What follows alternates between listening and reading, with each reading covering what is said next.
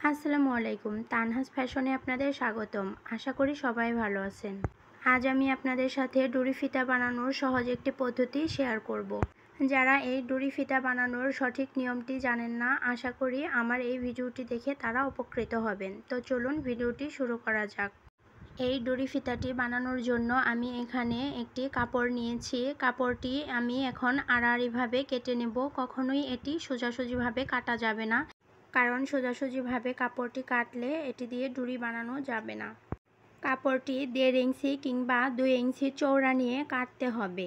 আপনারা চাইলে 1.5 বা 2 ইঞ্চিতে দাগ দিয়ে সোজা করে তারপর কাটতে পারেন, কিংবা আমার মতো ভাঁজ করে কাটতে পারেন। আমি এখানে ভাঁজ করে নিয়ে তারপর কেটে নিয়েছি।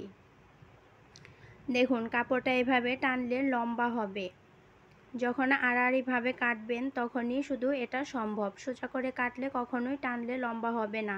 আর আমাদের ডুরি ফিতা বানানোর জন্য এভাবেই বাঁকা করে কাটতে হবে।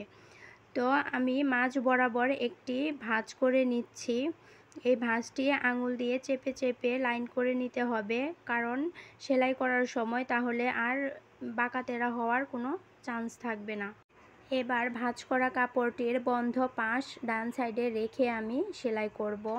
নিচের দিকে একটু মোটা রাখবো, তারপর একদম চিকন করব। যতটুকু চিকন করলে আমার ফিতাটা সুন্দর হবে ঠিক ততটুকু চিকনে রেখে তারপর আমি সেলাই দিয়ে নিব।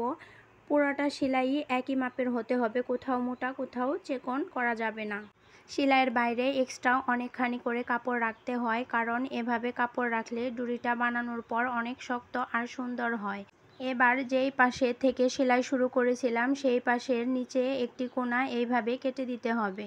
তারপর একটি সুই নেব, সুইয়ে আমি ডাবল করে সুতা দিয়ে নেব। আর এখানে আপনারা চেষ্টা করবেন সুইটা একটু বড় আর মোটা নেওয়ার জন্য, কারণ সুইটা বড় হলে এখানে সুতা বেশি ঢুকানো যাবে। মানে এখানে আমি 4 আল করে সুতা নিয়েছি। সুতাটা শক্ত হলে পরবর্তীতে আমার সুবিধে হবে। তো এবার সুতার মাথায় আমি ভালো করে গিট দিয়ে নিচ্ছি। কাপড়ের যেই সাইডটা কোনা করে কেটে রেখেছিলাম, এবার সুই সুতা দিয়ে সেখানে সুতাটা ভালো করে আটকিয়ে নেব। খুব ভালো করে আটকে নিতে হবে, কারণ যেন পরবর্তীতে দড়িটি উল্টানোর সময় আর সুতা ছিঁড়ে বা খুলে না যায়। এবার সুতা ভালো মতো করে আটকানো হয়ে গেলে সুইয়ের পিছন সাইড, এই দেখুন যে সাইডে আমরা সুতা গেঁথেছি সেই পিছন সাইড কাপড়ে ভিতর ঢুকিয়ে দিতে হবে। মাঝখান বরাবর ঢুকাতে হবে। তারপর এটি দিয়ে আমরা ডুরি ফিতাটি উল্টিয়ে দেব। এবার পুরো সুইটাই আমি ভিতর দিয়ে ঢুকিয়ে আরেক পাশ দিয়ে বের করে ফেলব। তারপর এই সুতাটা টেনে টেনে আমি কাপড়টিকে উল্টিয়ে নেব। প্রথম অবস্থায় একটু কষ্ট হবে, কারণ খুবই চিকন একটা লাইন বানিয়েছি, সেখান দিয়ে এতগুলো কাপড় যাবে। এই জন্য ধীরে সুস্থে এখানে আঙুল দিয়ে চেপে চেপে প্রথম অবস্থাটা ঠিক করতে হবে। দেখুন, প্রথমে ঠিক হয়ে গেলে তারপর কিন্তু ইজিভাবেই চলে যাবে। প্রথমে একটু কষ্ট, এভাবে হাত দিয়ে আঙুল দিয়ে চেপে চেপে আমরা ভিতরে দিয়ে দিব।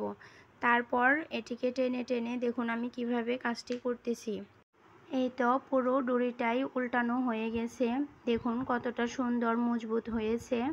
যারা এখনও আমার চ্যানেলটিকে সাবস্ক্রাইব করেননি, প্লিজ সাবস্ক্রাইব করে দিবেন। আমার চ্যানেলে এরকম আরও সুন্দর সুন্দর ভিডিও আমি আপলোড করে থাকি। এবার নিচের অংশে একটি ফুল বানানোর জন্য আমি এখানে এক টুকরো কাপড় নিয়েছি। কাপড়টি আমি একদম স্কোয়ার করে কেটে নিয়েছি। এখানে আমি প্রিন্টের কাপড় ব্যবহার করেছি যাতে দেখতে ভালো লাগে। তো কাপড়টি দেখুন আমি কিভাবে ভাঁজ করলাম। ভাঁজ করে এইভাবে একটি এখান দিয়ে সেলাই দিয়ে দিব। যে জয়েন্টের জায়গাটা আছে সেখানে ভালো করে সেলাই করে নেব। এবার সেই টুকরো কাপড়টিও আমি উল্টিয়ে দেব। দেখুন কত সুন্দর ফুলটি হয়ে গেল।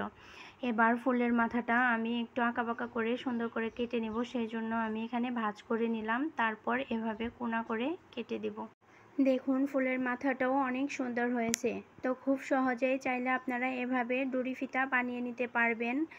আর এতক্ষণ ধৈর্য ধরে আমার ভিডিওটি দেখার জন্য সবাইকে ধন্যবাদ। সবাই ভালো থাকবেন। আর আমার চ্যানেলে এরকম আরও ভিডিও পেতে আমার চ্যানেলটিকে সাবস্ক্রাইব করে পাশে থাকবেন।